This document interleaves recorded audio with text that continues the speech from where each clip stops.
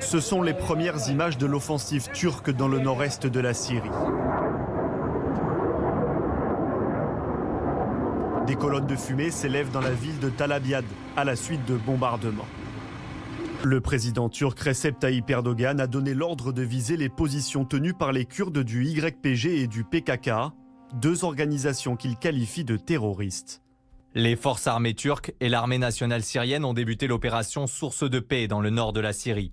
Notre mission est d'empêcher la création d'un corridor terroriste à travers notre frontière sud et de rétablir la paix dans la région. Selon les autorités kurdes, plusieurs civils ont déjà été blessés ou tués par ces bombardements. Sur place, la population est déjà en train de fuir les zones de combat. Un affrontement rendu possible par la décision prise mardi par Donald Trump de retirer l'armée américaine de la zone. Je ne suis du côté de personne. Nous sommes en Syrie depuis de nombreuses années. La Syrie était censée être un coup à court terme. Nous étions censés y entrer et ressortir.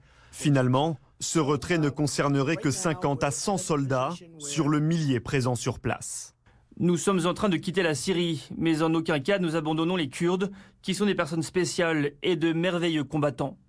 Les Kurdes sont les principaux alliés des Occidentaux dans la lutte contre l'État islamique en Syrie et en Irak. Leur objectif à travers ce conflit était de s'emparer d'un territoire afin d'y installer un État kurde. Un projet contre lequel s'est toujours battu le président turc.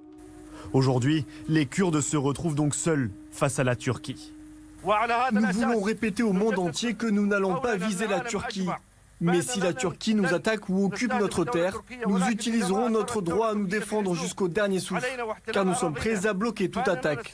Nous appelons tous les pays, tous les États et tous les peuples, quelles que soient leurs orientations, à se serrer les coudes face à la Turquie et à élever leur voix contre elle. La France, comme d'autres pays occidentaux, a fermement condamné cette offensive turque. Une réunion en urgence et à huis clos du Conseil de sécurité de l'ONU se